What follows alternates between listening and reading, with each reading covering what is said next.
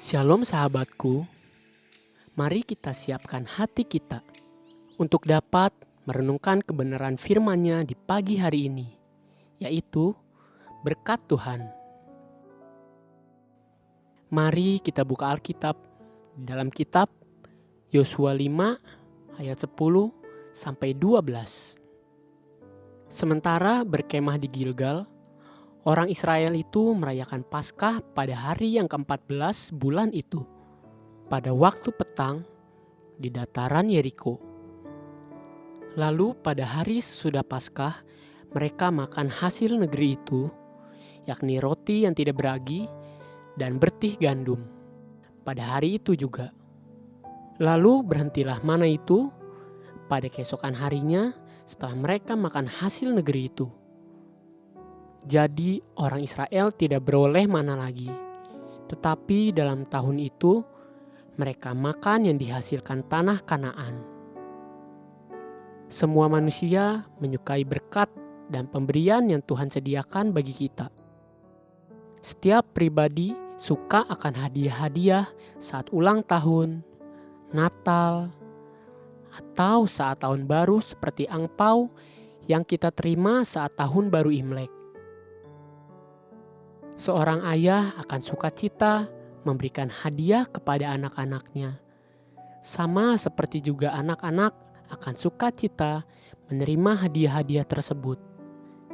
Tapi bagi manusia sekalipun, berkat atau hadiah itu memiliki bentuk yang tidak selalu sama.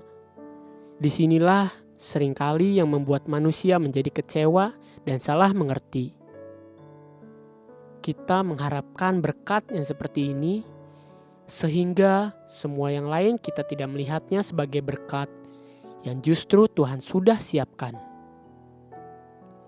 Selama 40 tahun berjalan di padang gurun, bangsa Israel tidak bisa bercocok tanam, tidak bisa mengembalakan banyak kambing domba, tidak bisa berladang seperti layaknya kehidupan manusia lainnya.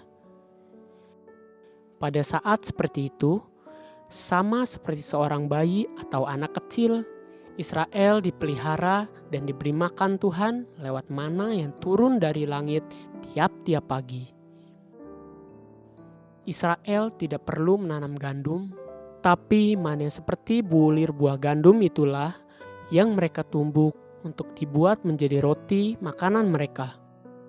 Israel tidak punya banyak ternak untuk menambah pasokan gizi dan protein yang mereka butuhkan. Namun, Tuhan mengirimkan burung-burung puyuh sebagai makanan mereka. Mereka tidak menggali sumur selama 40 tahun, tapi semua kebutuhan air mereka dicukupi oleh Tuhan secara supranatural. Seperti itulah kehidupan bangsa Israel selama berjalan 40 tahun di padang gurun. Semua serba tersedia dan semua serba terpenuhi. Mereka menerima kelegaan luar biasa. Namun kemudian, tiba saatnya mereka dituntun Tuhan melangkahkan kaki menginjak tanah perjanjian. Setelah menyeberangi sungai Yordan dan berdiri di tanah perjanjian, berkat yang mereka kenal selama ini sebagai satu-satunya berkat dari Tuhan justru terputus dan tidak berlaku lagi. Yosua 5 ayat 12. Lalu berhentilah mana itu pada keesokan harinya setelah mereka makan hasil negeri itu. Jadi orang Israel tidak beroleh mana lagi, tetapi dalam tahun itu mereka makan yang dihasilkan tanah Kanaan. Namun, semua tidak berarti bahwa Tuhan berhenti memberkati umatnya, melainkan umat Tuhan justru diajak untuk melangkah lebih tinggi lagi. Mereka dibawa masuk ke tanah perjanjian, justru untuk menerima berkat dari semua janji-janji Tuhan. Sebab sekarang di tanah yang subur itulah mereka makan apa yang dihasilkan oleh tanah tersebut. Mereka sekarang tidak lagi seperti anak-anak kecil yang sudah disiapkan makanan di atas meja oleh papa mama. Tapi mereka sudah beranjak dewasa untuk bekerja dan menerima upahnya sendiri dengan benar. Sesungguhnya Musa sudah terlebih dahulu mengingatkan bangsa itu sebelum mereka masuk ke dalam tanah perjanjian. Ulangan 8 ayat 18. Tetapi haruslah engkau ingat kepada Tuhan Allahmu, sebab Dialah yang memberikan kepadamu kekuatan untuk memperoleh kekayaan, dengan maksud meneguhkan perjanjian yang diikrarkannya dengan sumpah kepada nenek moyangmu seperti sekarang ini.